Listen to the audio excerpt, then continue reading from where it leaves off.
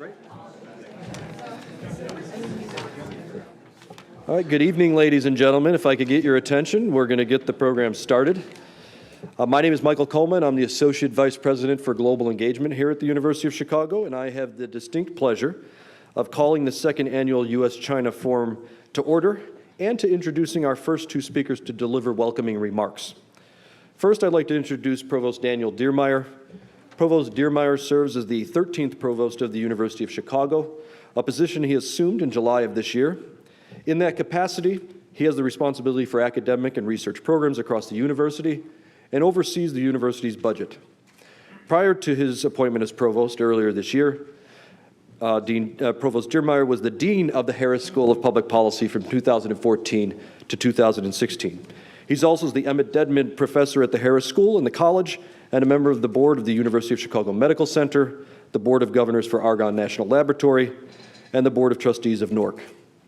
His teaching and research focuses on formal political theory, political institutions, the interaction of business and politics, text analytics, public perception, as well as crisis and reputation management.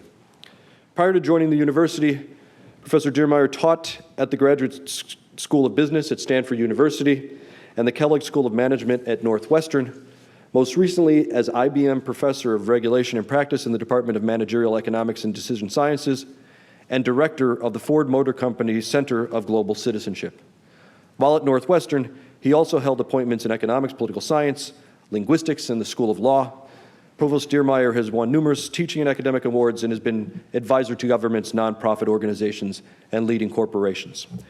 Before I invite him up to the stage, though, I also want to introduce Mr. Alan Wong. Since 2010, Alan has been the executive director of the China-U.S. Exchange Foundation, our partners for the U.S.-China Forum.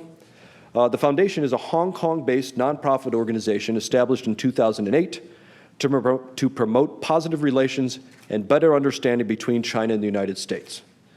Their annual program includes a host of activities in policy research, senior executive exchanges, high-level dialogues, education programs, and outreach initiatives.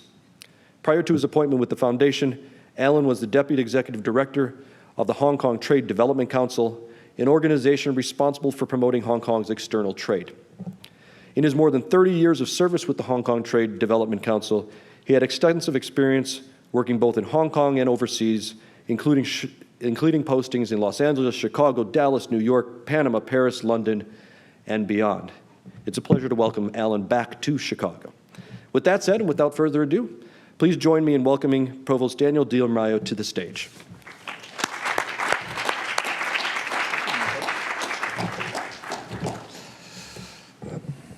Thank you, Michael, for this kind introduction. Ambassador He, Ms. Lu Jiangping, Consul General Hong, Deputy Mayor Zorp, Mr. Alan Wong. Wonderful to see you again after last year when we met while I was still Dean at the Harris School. Distinguished guests, on behalf of the University of Chicago, it is my great pleasure to welcome you to the 2016 U.S.-China Forum. This is the second program in a series that will take place over 5 years, bringing together renowned experts, including faculty from the University of Chicago and scholars from China, for high-level engagements and dialogue focused on issues of importance to both nations. And by extension, given the importance of both of these countries to the world. It is intended to engender and catalyze long-term research collaborations between Chinese and University of Chicago researchers. This idea builds on a long University of Chicago tradition of engagement with China that goes back over 100 years.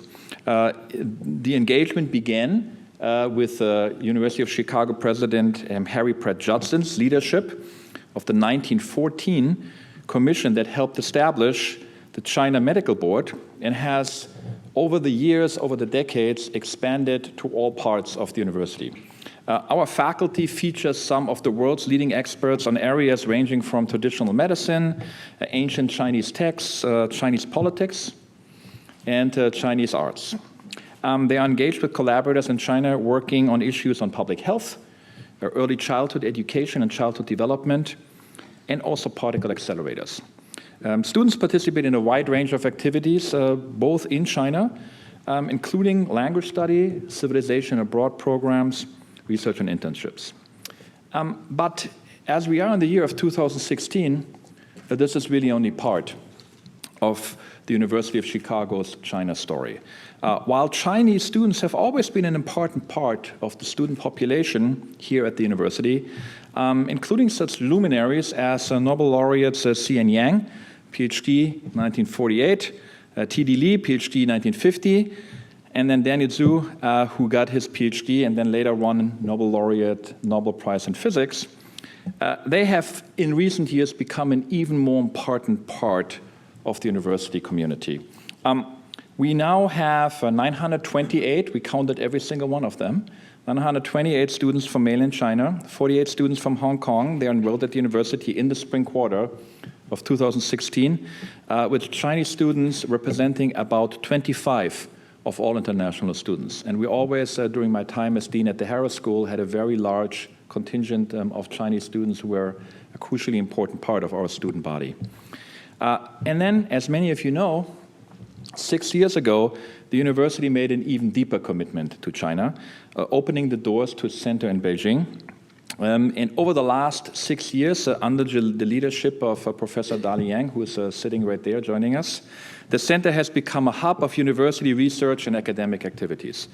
It supports faculty and students working with other institutions in Beijing, and throughout the region hosts Chinese students and scholars, provides faculty offices, study areas, and really has become a gathering place for the region's growing community of alumni and friends of the university. A full-time staff supports the efforts of the faculty and the students to achieve the University of Chicago's mission of excellent education, research, and impact. The university's commitment into China has grown further in 2014 with the opening of a center in Hong Kong, which houses the Booth School of Business Executive MBA program, as well as a variety of other activities from across the university. Today's event and the annual US-China Forum is the result of a conversation that started between Mr. Tung Chee-hwa and President Zimmer. I want to extend my deepest gratitude to Mr. Tung and the China-US Exchange Foundation, represented here by its Executive Director, Alan Wong, for their support and collaboration on the forum. Thank you very much, Alan. I also want to thank Matt Terrell, our faculty director of IME, Institute for Molecular Engineering, and his team, especially Sharon Fang, Romana Popov, and Novia Pagon here at IME, who took the lead in putting this program together from the university side, and I had the pleasure of being at the very early stage as part of that planning process, so I know how much hard work goes to in putting together a program like that. Thank you as well to all of those at the university, in the Chicagoland area and beyond, who have helped to make this day possible. I look forward to this evening's program and to the second part of the forum on October 14th, which will take place in this very same room and will focus on water and urban development, clearly policy challenges that are of importance across the globe, but certainly important for urban areas in the United States and in China. Thank you very much for joining us tonight, and enjoy the program.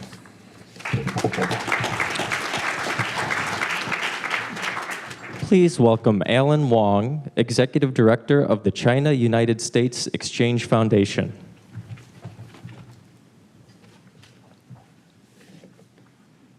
Thank you very much for your kind words, Dean Amelia, Provost Amelia, and also, Michael, thank you for your very warm welcome.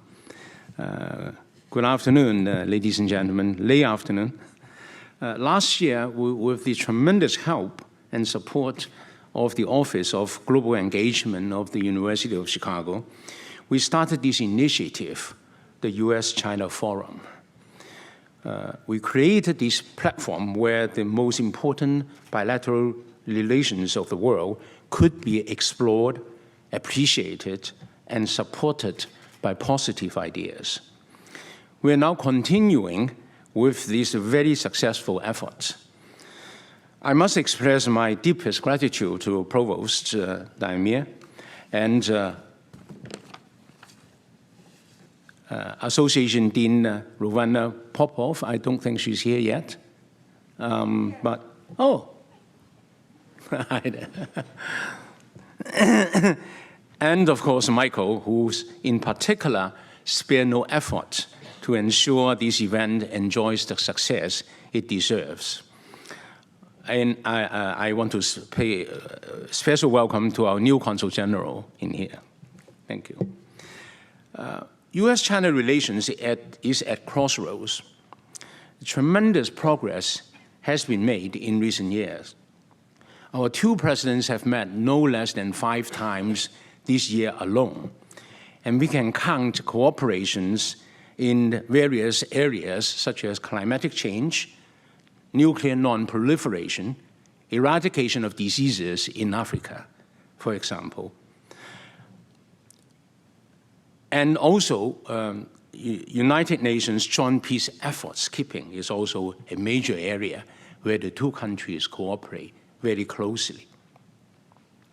Yet, we know that significant challenges remain in such issues as South China Seas, North Korea, cybersecurity, investment treaty, which we are longing to hopefully conclude, international institutions reform, etc., and we can go on.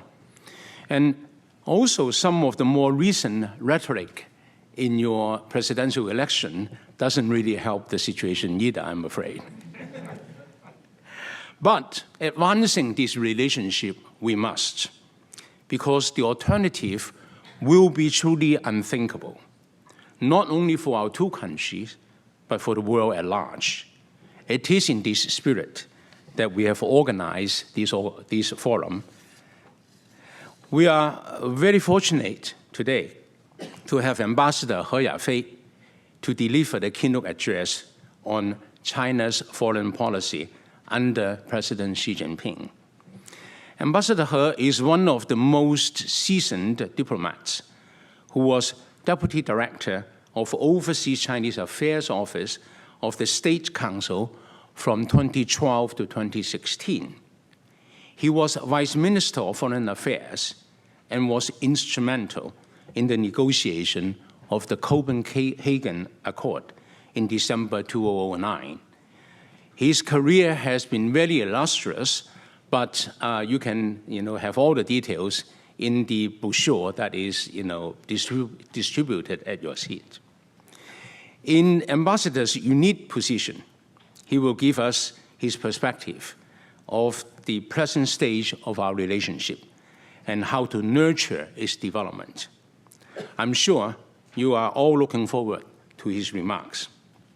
We are also in debt to Ms. Rachel Bronson, and also Executive Director of the Bulletin of the Atomic Scientists, and also Dr. Evan Feigenbaum, Vice Chair of the Paulson Institute, who will join the discussion panel with Ambassador He after he delivered the keynote address.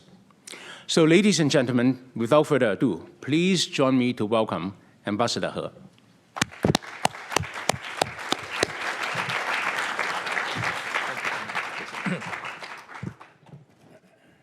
Thank you, Alan, for your kind introduction. Again, it's a privilege and honor to be at Chicago University again. I was here about 12 years ago. This is my second visit. The first time I was on a sponsored tour of the United States and came to the university and had a 2-hour-long discussion with Professor Mearsheimer of the political science. Certainly we didn't agree on every issue, but I benefited a lot from his wisdom. As Alan said, today I'm going to talk about China's foreign policy under President Xi Jinping. This is a very big topic for China. Even for me, spending almost 40 years in diplomacy, it's very difficult to summarize in 10 to 15, 20 minutes. I do my best. I believe if we can sum up China's foreign policy in one sentence, that is, China aims for an international environment that will allow China to develop itself peacefully, to be a responsible member of the international community that can contribute to the common good of humanity. Really that simple. But I will divide the policy objectives or policy, China's foreign policy, into 5 segments, or you can say 5 pillars of China's foreign policy. Number 1 will be the strategy of peaceful development. Why China has adopted a policy of peaceful development? Because we believe peace is the necessary condition or prerequisite for China's growth or China's development. And the guarantee for peace will come from economic growth. So it's there are 2 things we call peace and development in this strategy, peaceful development. If we look back into the recent history of China, the new China, I would say, when we established the People's Republic in 1949, roughly I can see 3 periods of China's diplomacy or China's economic development. The first 30 years, from 49 to maybe 79, in that period of time, the new republic was born, and we tried our best to establish a socialist system and its economic basis. Then we have the second 30 years, starting in 1979, roughly 1979, when Mr. Deng Xiaoping led China and started a process of opening up and reform. And that 30 years has brought China prosperity, economic growth, political stability, making China now the second largest economy in the world. The third period, I would say, started from the end of 2012, when CPC held its 18th National Congress. President Xi Jinping came into office, and China, as he said, I quote him directly, he said China was standing on the new threshold of history, or a new starting line of history. In the last few years, as China did before, China's diplomacy has been developing itself into a set of concrete policies. But mainly, I will point several things to you, that China's diplomacy has as its core value a strategy to maintain global peace and promote common development. China tries its best to be a contributor of the current global system, rather than a revolutionary who intends to overthrow the system. China has been pursuing a foreign policy that aims at democratization of international relations, and eventually, we hope there will be a community of nations with common interest and a common destiny. Maybe idealistic, but this is what we think should be. That will be the first, I would say, first pillar of China's diplomacy, China's diplomatic policy. Secondly, I've been thinking, what is the second pillar of China's foreign policy? The second thing I believe is for China's diplomacy to make sure that China will be able to defend its sovereignty, its national security, and its interests of economic growth, economic development. That also has its roots in the recent history of China. If you study the recent history of China, we know from the Opium War of 1840 to the new Republic of 1949, roughly 100 years. People call it 100 years of humiliation, 100 years of suffering, whatever the name. China suffered a lot in the last 100 years, in that 100-year period, making China one of the weakest countries that is always a victim of aggression and plundering by major external powers. So from that history comes a lesson, a conclusion for China that we need to be strong, we need to be able to defend our own sovereignty, national security, and whatever benefits we have had from economic growth. Otherwise, there will be no China at all, not to talk about China's foreign policy. So any other country, if they underestimate China's determination and the political will, as well as its capability to defend its sovereignty and the national security, they are going to make a historical and strategic mistake. But at the same time, Chinese leaders for several generations, from Deng Xiaoping to President Jiang, Hu, and now President Xi Jinping, all of them have made public commitments to global community that China will never, ever be seeking to become a hegemonic power.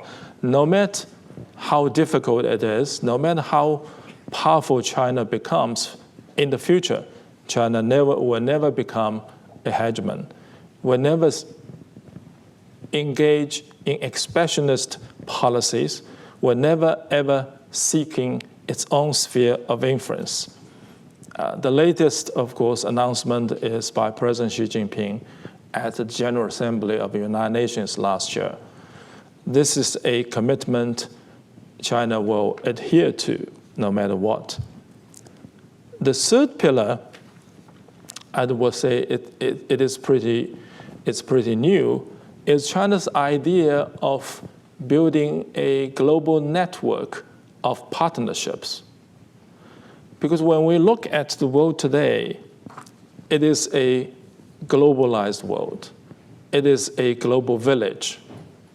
The interdependence of our economies is such that we really cannot be separated from each other.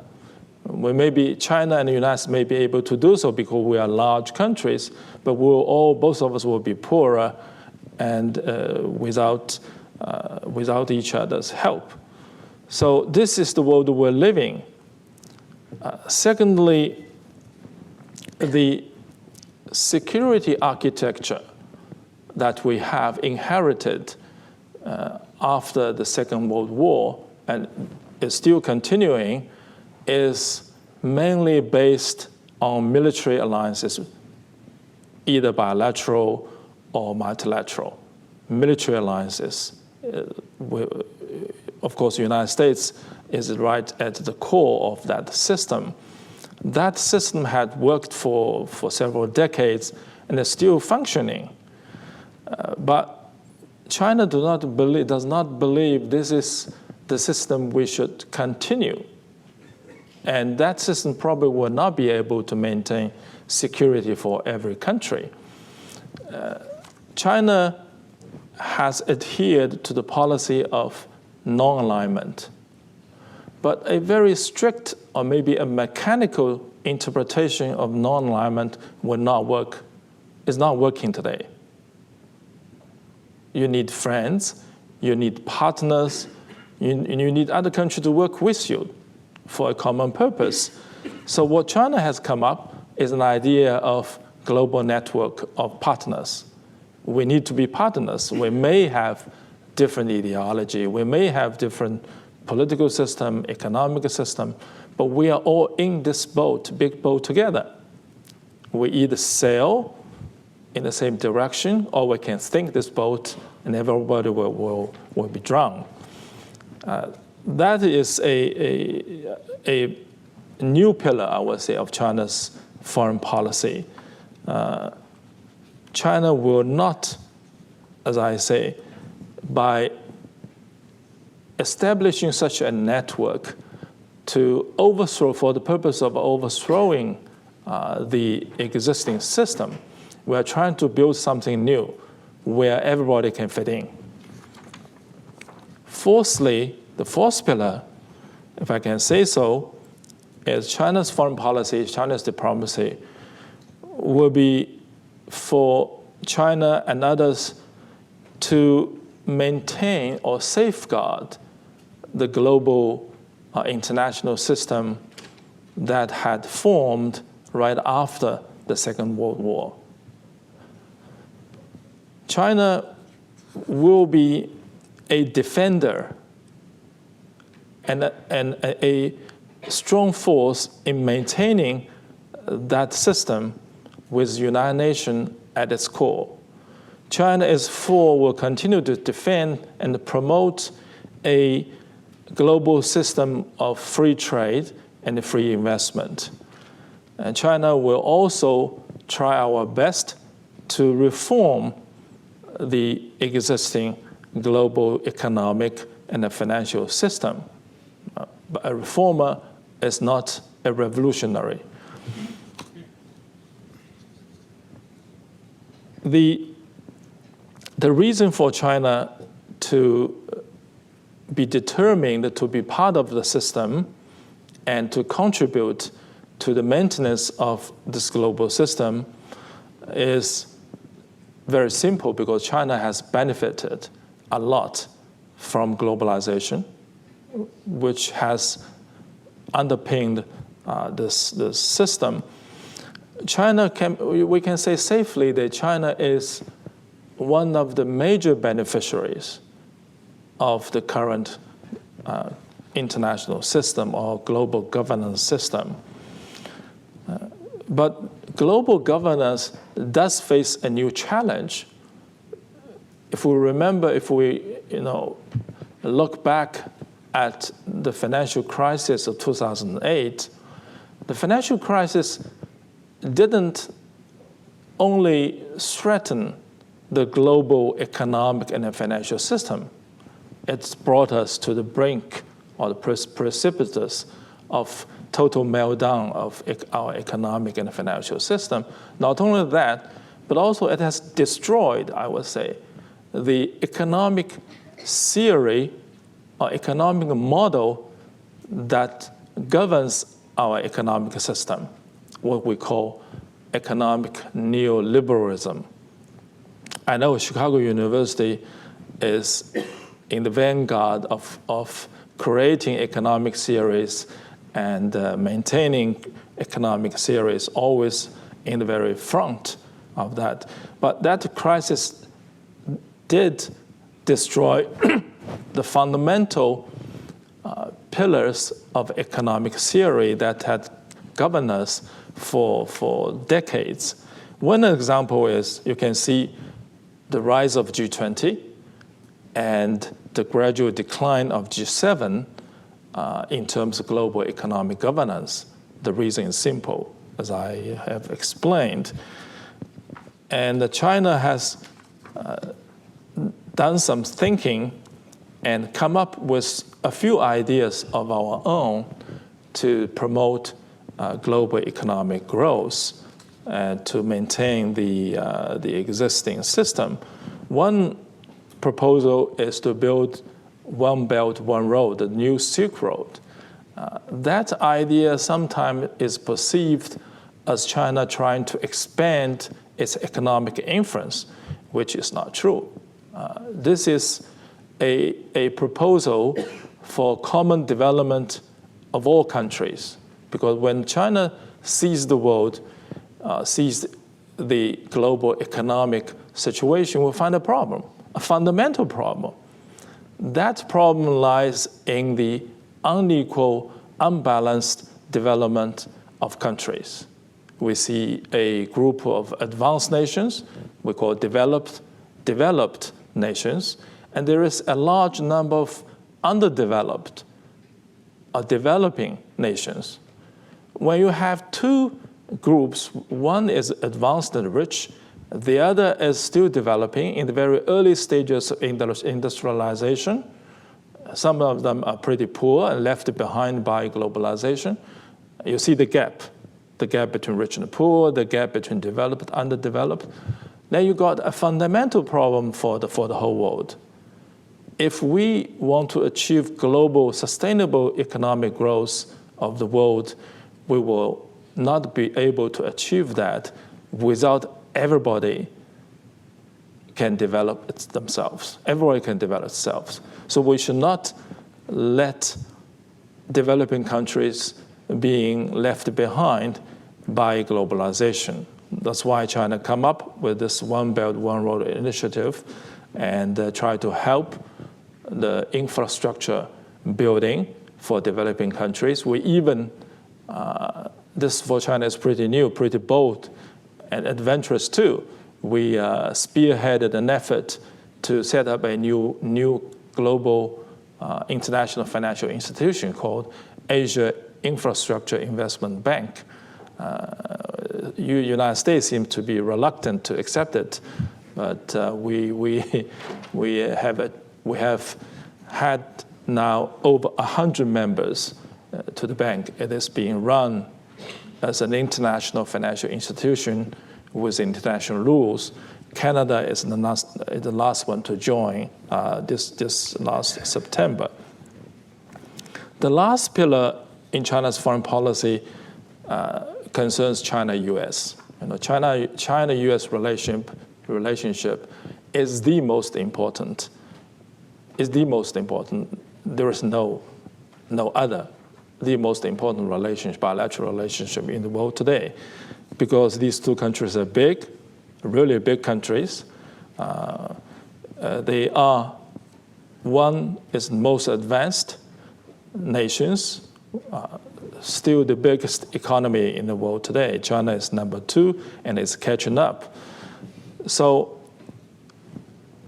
the way we manage this relationship will not only affect the interests of China and the United States, but will also have an impact on the emerging international or global order for the new century.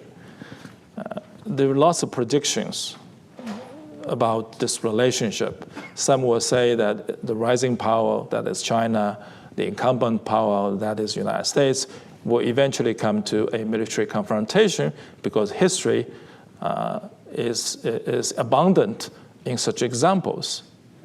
Rising powers versus incumbent, eventually they cannot really cope with such a relationship.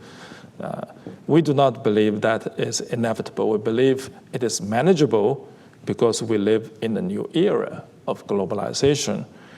Hence, China proposed a new idea of managing China-U.S. relations that is called to build a new type of big power relationship based on the principle of no conflict, no confrontation, mutual respect, and cooperation, cooperative approach to have win-win end results. I mean, I'm roughly paraphrasing. For China, it is very important to have and maintain a peaceful relationship with the United States. U.S. is number one trading partner for China. The total two-way trade last year exceeded 558, I think, billion US dollars. And there are people flying over Pacific to and from China, United States.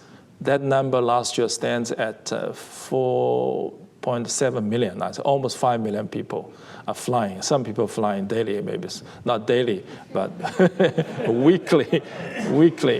But this relationship is critical not only because we are economically intertwined.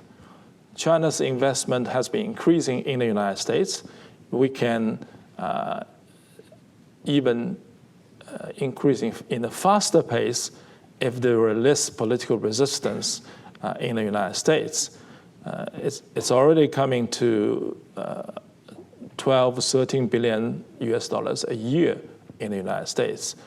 And in Chicago too, in the Chicago area or in Illinois, there are several, I would say, several, not only thousands, but tens of thousands of jobs created by China's investment.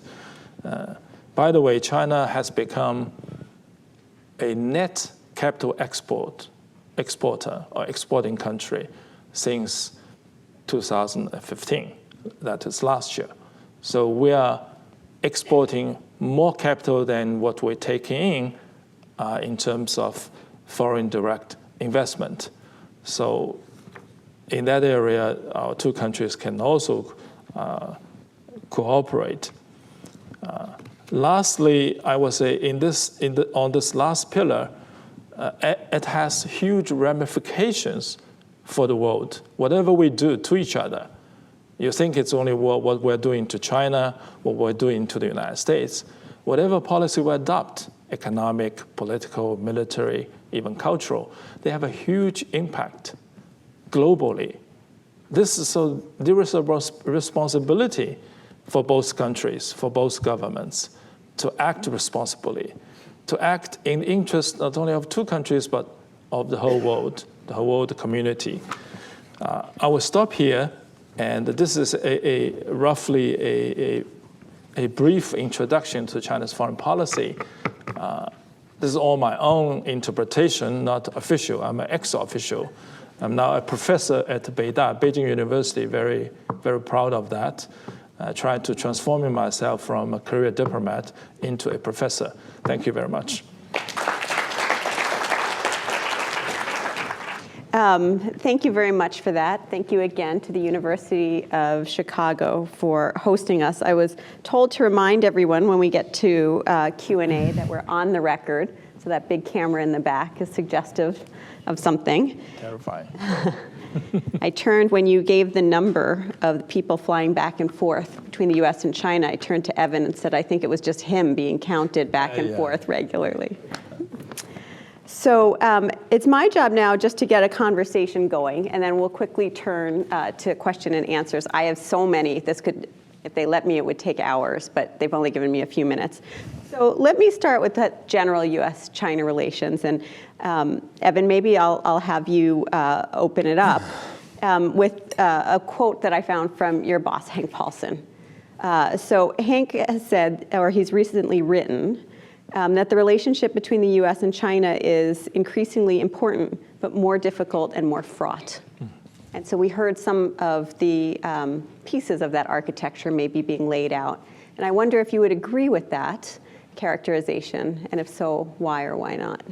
Yeah, well, first let me say thank you to the University of Chicago, and also to Alan and the foundation, and then to Ambassador He. We're old friends and colleagues, so it's good to be doing this. Yeah, I think Hank captures something in that quote.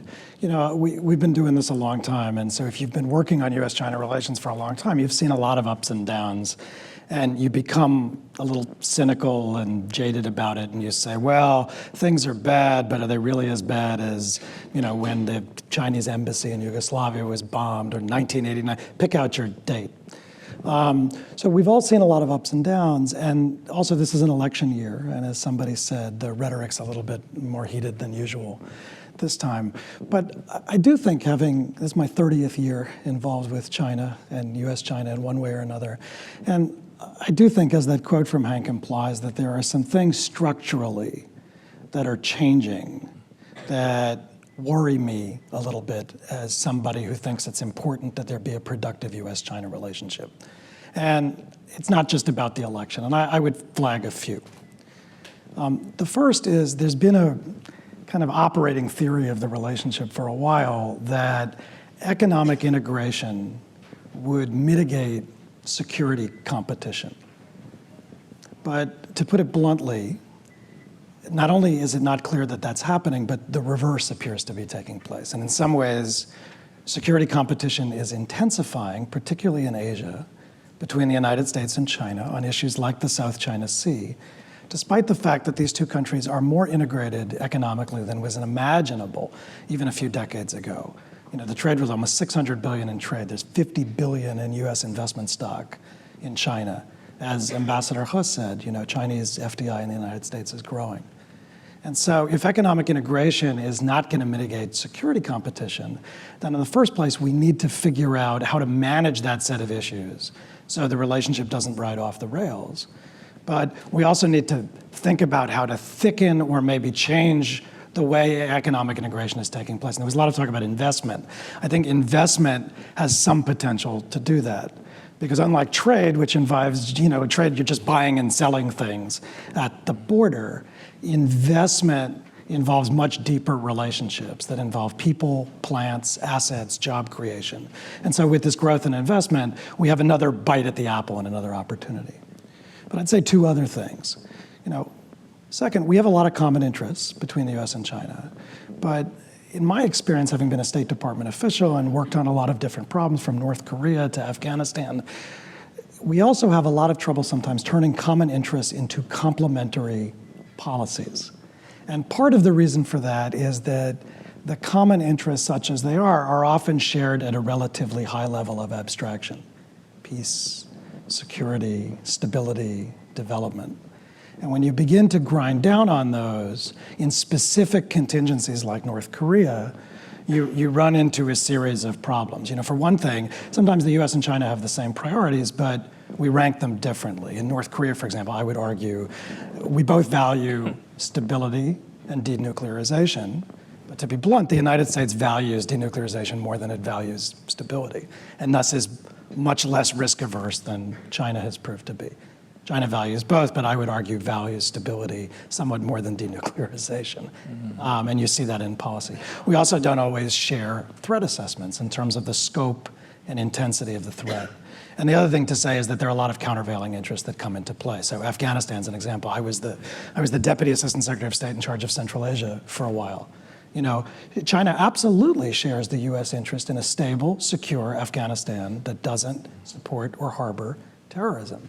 But if the route to assuring that interest is a military presence by NATO across China's western continental border, other interests that China has begin to become engaged. So that's the second thing. And the last thing I'd say, and then I'll shut up, is just I think the coalition that sustained the US-China relationship domestically, particularly in the United States, is beginning to fray a little bit. And you see this, I think, in the presidential campaign. But you also see this in some of the contention around not just security, but the economic relationship. And I will tell you, for instance, that there's growing debate about things like reciprocity on investment. You know, how come a Chinese company can do an acquisition of an American company in an industry where China's not open to foreign direct investment in that area? You know, it's not fair, it's not reciprocal. We shouldn't allow Chinese investment in sector X because China doesn't allow foreign investment in sector X in China. Now, you can argue about reciprocity or the issue linkage, but I will tell you, I think that debate is going to become much more intense over the next few years. And then you have issues like cybersecurity that are in the way. But I mean, so I don't want to be too negative because, as I said, there've been lots of ups and downs, and we do so much between these two countries. But these are not just about the election. There's some longer-term structural changes happening that I think ought to give us a little pause and that really are going to challenge both governments, and particularly the next president of the United States, to try to find ways to work with China on. Well, between the two of you, you've put a lot on the table in terms of economics, security, and then to try to drill down on specifics. So, Mr. Ambassador, let me turn this over to you, but try to frame it a little bit. Let's just talk in the short time we have a little bit about economics, and then we'll turn back to security. On the economics, very much in the presidential debate with the candidates, we've all been hearing more about TPP, the Trans-Pacific Partnership. The trade deal that the U.S. has been pushing. And the question is what the next administration will do. I think it's also a good example or framework that allows us into kind of talking about the economic situation. So let me put this out there. President Obama has said that if the U.S. does not adopt TPP, China will write the rules of global trade. So, Mr. Ambassador, to you, is China interested in writing a different set of trade rules, which you began to allude to from the podium? What is China's view on TPP? And Evan, maybe to follow on, President Obama says that the U.S. needs the TPP, but the candidates oppose it. How important are things like TPP to U.S.-China relations? Mr. Ambassador? Well, thank you. I agree with Evan that the relationship is really complex, it's a complex one, and getting more and more complex as the gap between China and the United States is closing. And not really being closed, but China is catching up. When we focus on economic issues, they cannot be separated from political strategic ones. They're intertwined.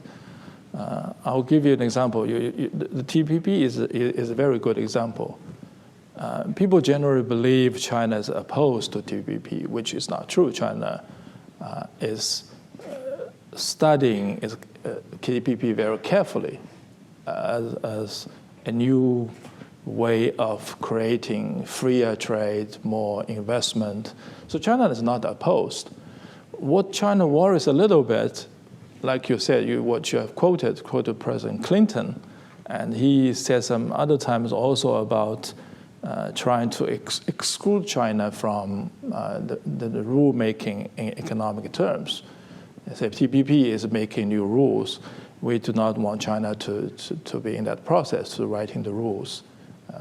I mean, China cannot write the rules alone, but China wants to be part of it when we all of us are writing new rules, creating new rules. China wants to be part of it.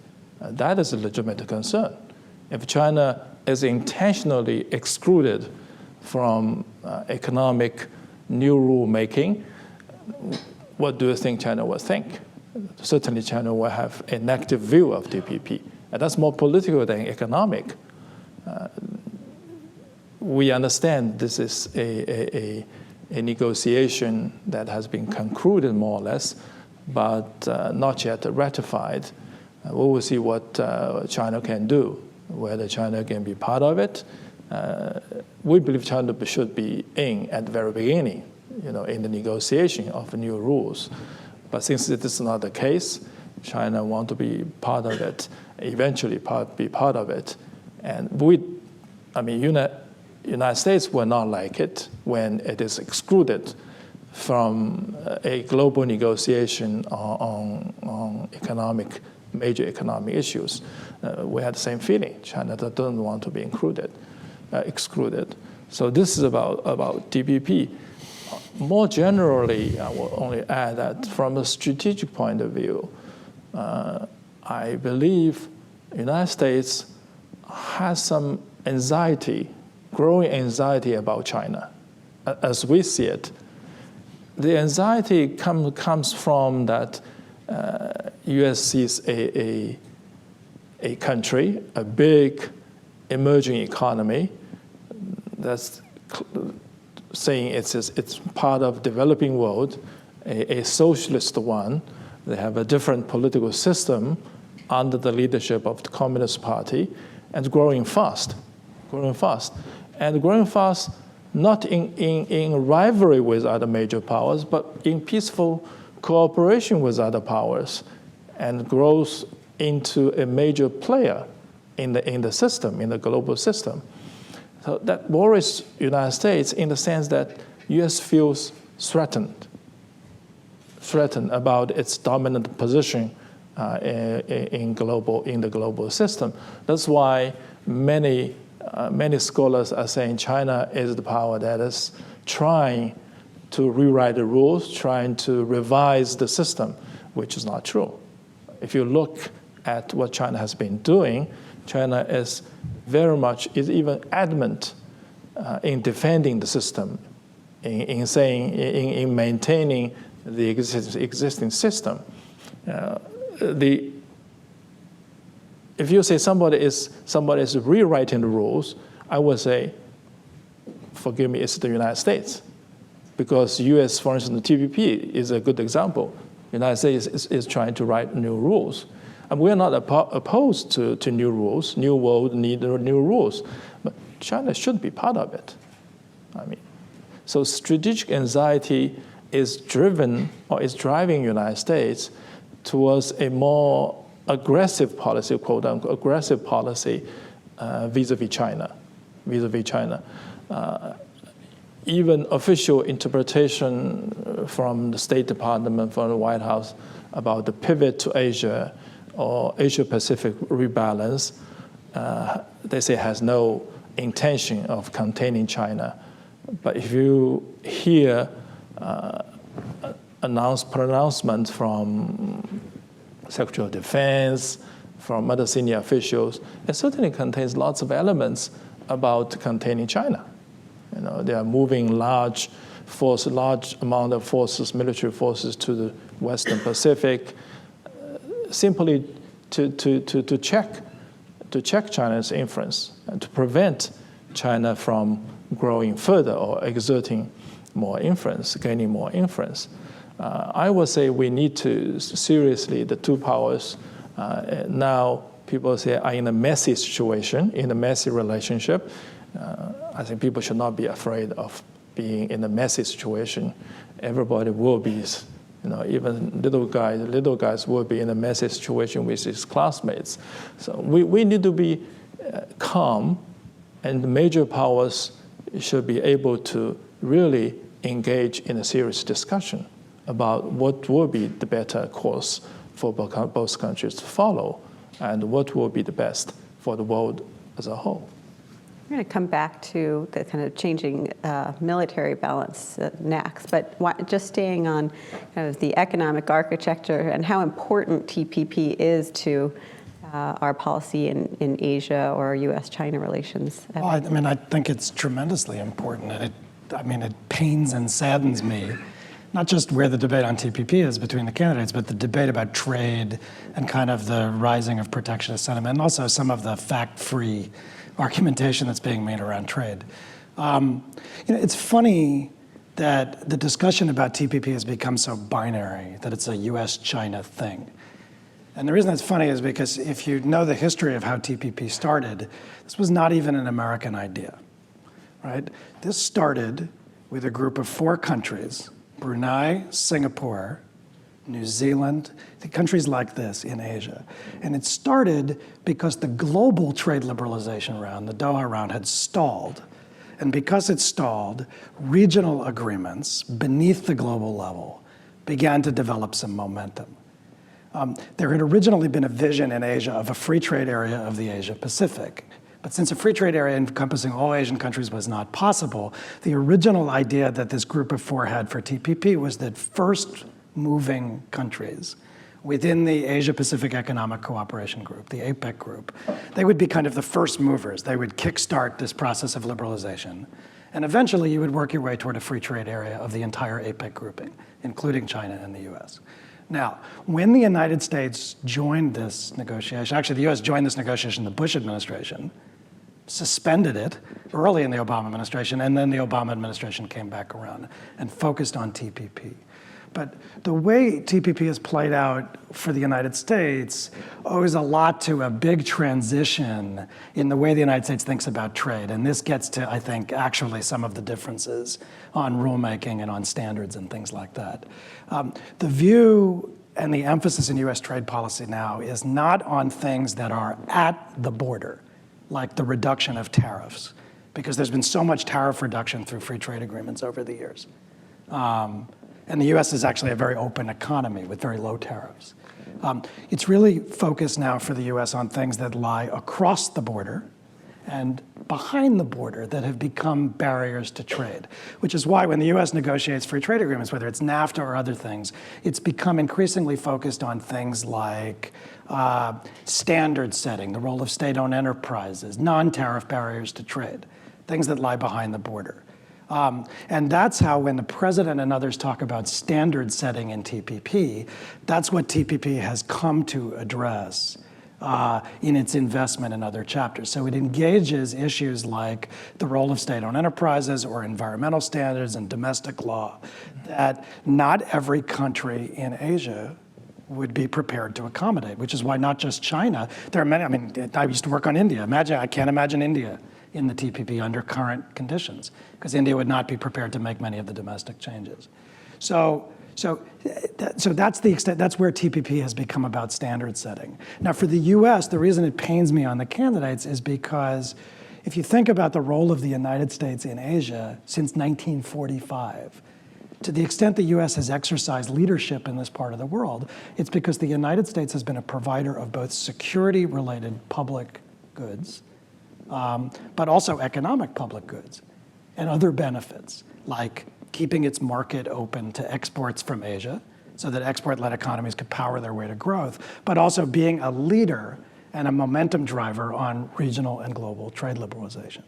So to the extent that the United States abandons that pillar of its leading role in Asia and globally, the less relevant the United States will become. Now the president, I think, in that formulation, if the US doesn't write the rules, China, he's got it half right. If the US doesn't write the rules, somebody else will fill the vacuum and write the rules. But the idea that China will write the rules, I think is wrong, because the lesson of the last 2 decades of history in Asia in particular, and especially after the financial crisis in 1997 and 98, when the United States actually was perceived as pretty arrogant and aloof, especially in Southeast Asia, is that Asians, for all the military tensions that we talked about before, actually find ways to come together and write the rules collectively.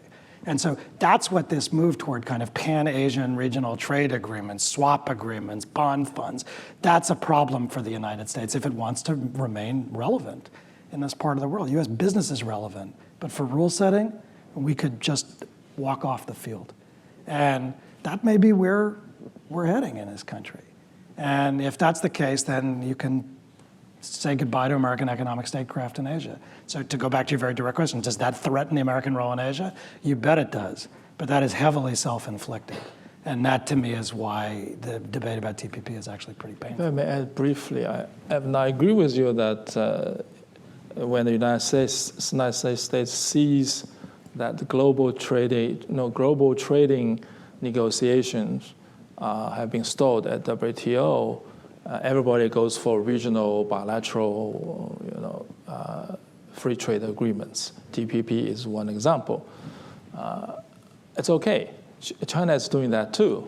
China is doing that too with South Korea, with Australia, with even bilateral investment treaty with the United States. So everyone is doing bilateral, some of the multilateral agreements instead of globally negotiating new regimes for trade and investment. My question would be, if we see on this front where we have been stalled, and everybody goes for a lesser option, why should countries like the United States and China, both big traders, trading nations, both for free trade and free investment, can we work together to restart the process at WTO? I mean, this is at least everybody should be involved. I mean, it's fair, only fair that everybody should be involved in making the new rules for global trade and investment. Right. I mean, I think the reality is it's not likely to happen, and so it's the regionals that are going to dominate the debate. And there, as I said, I mean, I don't think China would be prepared in the current environment, though potentially over time, to accommodate some of the things, for instance, on state-owned enterprise rules, that would be necessary for TPP membership. So there is a difference about rules, standard setting, and so on. And it's okay if it's a competing series of ideas, but that could play out in a competitive way that becomes very debilitating. But as an American, my biggest concern right now, not China, it's what's happening in the US. Because actually to get TPP, you need 80% of the TPP GDP. So without the US, there's no TPP. Without Japan, there's no TPP. That's the problem. So I have about 2 hours more of questions, but I'm getting warned that we need to wrap up, and I'm very mindful of time. So what I'd like to do, just because we are so short on time, if there are like 2 questions out, maybe I can gather them both from the audience. Does anybody have a question on this or broader issues of US-China relations? Yes, please. Is there a second one out there? I have one here. So let me take one here and one here. I have a question for Mr. He.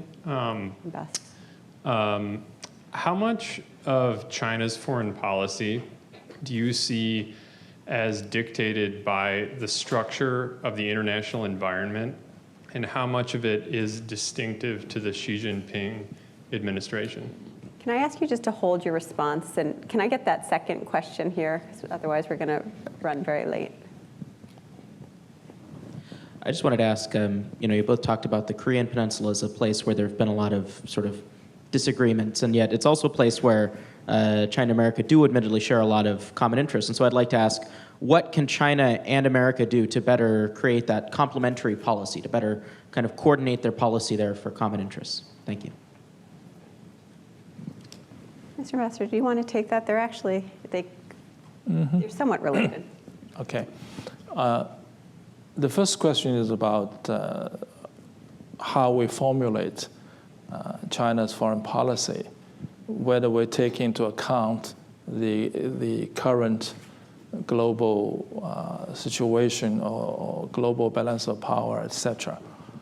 I think China's foreign policy is pragmatic in the first place. So it needs to be based on the existing global conditions, whatever's happening or has happened, and when China sees the world, sees China's role in it, China will accordingly make relevant foreign policies. For instance, when China say we are doing our best to maintain the global system, not try to disrupt it, that comes from the reality that China, since its opening up and reform, has been benefiting a lot from the globalization as one of the major beneficiaries, in fact. So President Xi's foreign policy is both a continuation or inheritance of the previous generations of foreign policy, China's foreign, but also has some innovations. For instance, the idea I mentioned about trying to form a global network of partnerships. Actually, we tried it at the very beginning of Obama administration in early 2009, when he had his first visit to China in November, I believe. And before that, we were negotiating the joint communique for 2 countries. I was the chief negotiator, and we got to the sticky point of how to define Chinese relations. This is funny. You may think it's funny, but there used to be a term called strategic ambiguity, even knows about China. U.S. has some kind of ambiguity of this relationship, and if you ask them further, they will shake their hand saying, U.S. it's very difficult to put China in a category. You are not our allies. You are not our enemies. You are, what? So sometimes they call China neither friend nor foe. It's ambiguous. So give U.S. some room to have concrete policies. But for China, we have been continuing our foreign policy on a path of peaceful development, mainly to create favorable international conditions for China to grow, to become economically strong, to become a one of the major members of the international community and such and such. Second question about North Korea, the Korea Peninsula, right? Is that the second question? Mm-hmm. Okay. North DPRK is China's neighbor, and we fought a war in the 1950s involving the United States, and the nuclear crisis has almost over 10 years now. The crisis lasted for over 10 years now. Our policy towards DPRK, or not DPRK, towards the nuclear issue on the Korean Peninsula can be summed up in three no's. No nuclear weapons, either in the north or in the south. On the Korean Peninsula, no nuclear weapons, no nuclearization. 2, no wars. We do not want to see another war on the door of China. So we try our best to avoid any wars. Thirdly, number 3, no chaos. Stability, as Evan has mentioned, we want to maintain stability of the Korean Peninsula.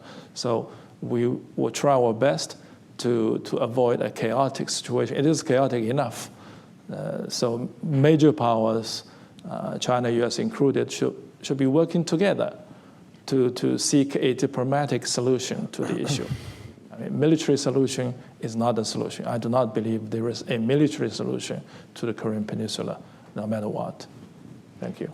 So I thought Evan had a very interesting way to look at it, whereas the U.S.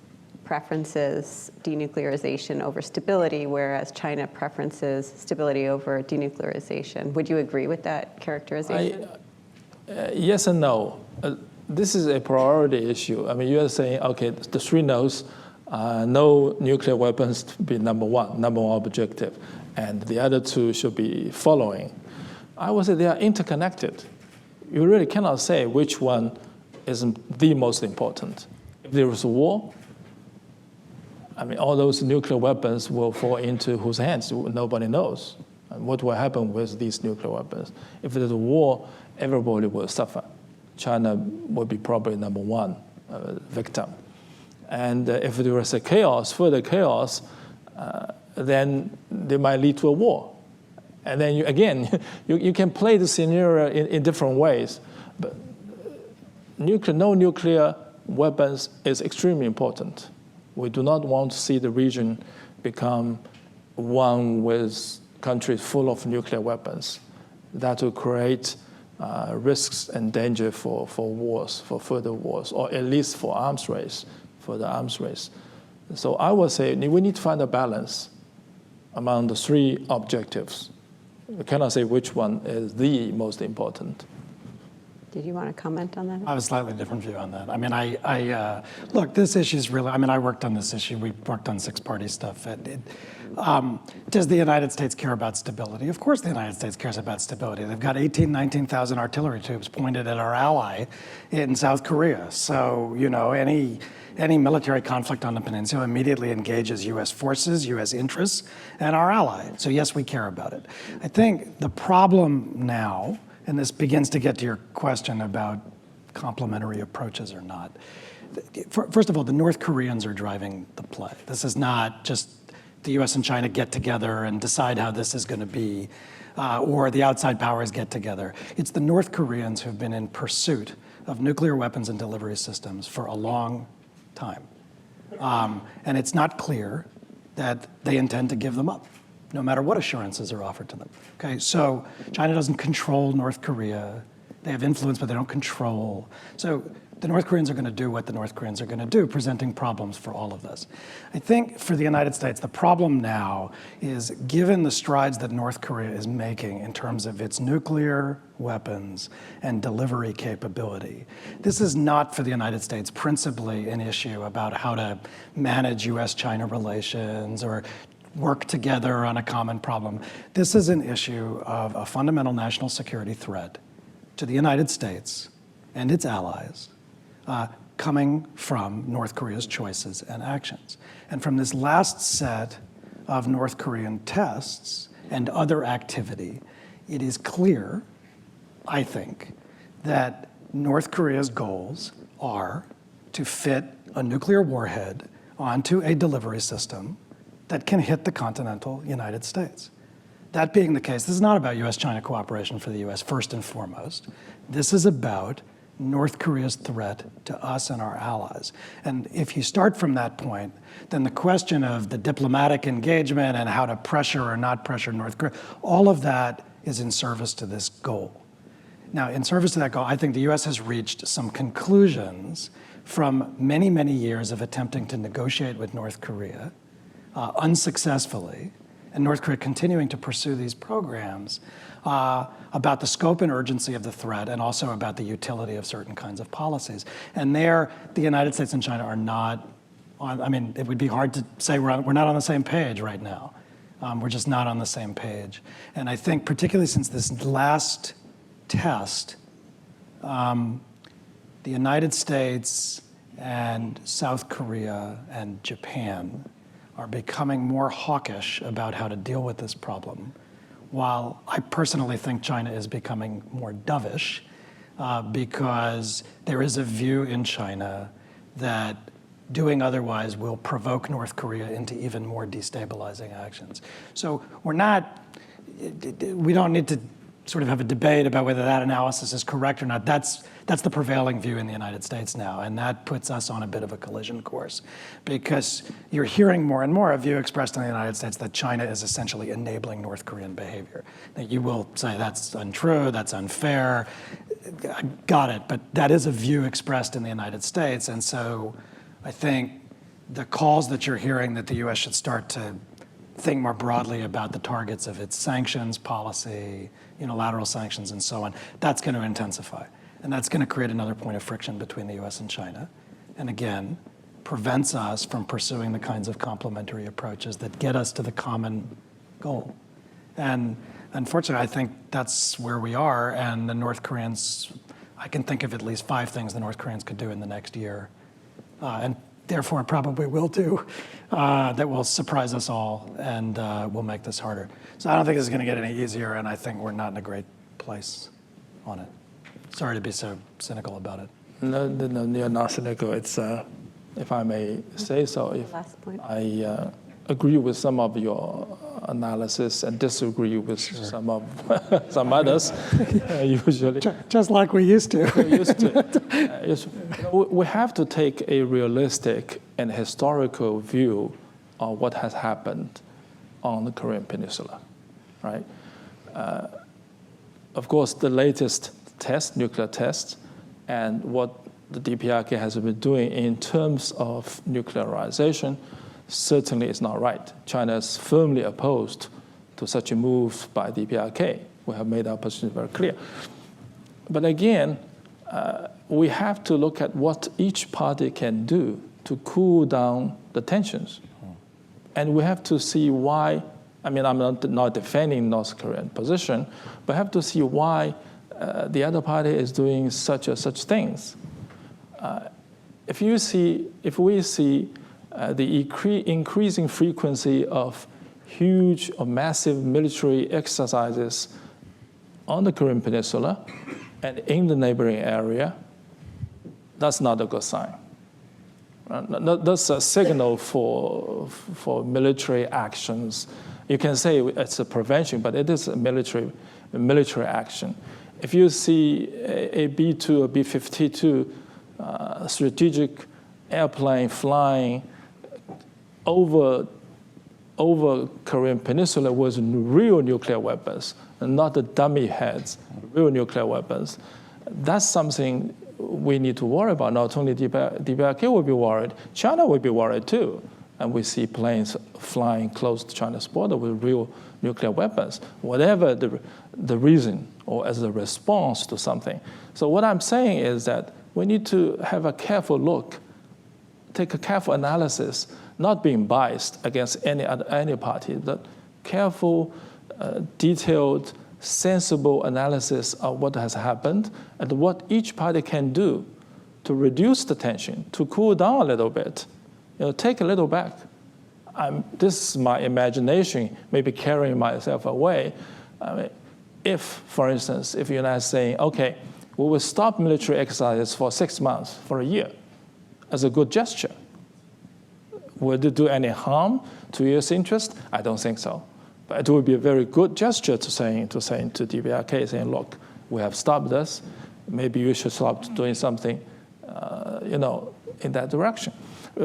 This is my imagination. It's not going to happen. U.S. will not do that. But we do need parties to cool down, to reduce tension in the first place before we find a solution. We know the solution is difficult. It's not China, the U.S. can sit down and say, this is the solution, you have to accept it, otherwise we'll bomb you. So I'm sorry that I'm going to have to jump in. I'm not even looking at the organizers because I know they're shooting daggered with their eyes. But I'm getting all the signals that unfortunately this is exactly where we need to stop, which is exactly where the conversation is about to take off. So I'm very sorry to do that to myself as well as to the audience here. But the sign of a good session is the fact that everyone wants more. We could clearly go on for hours. I have about 10 questions on totally different topics that we could start in and have a similar kind of conversation. So thank you again to the University of Chicago. Thank you to Alan Wong for hosting this. Evan, thank you for rearranging your schedule to be here. Mr. Ambassador, thank you for taking time out of your schedule and coming to the University of Chicago. And on behalf of the organizers, please join me in thanking our speakers tonight.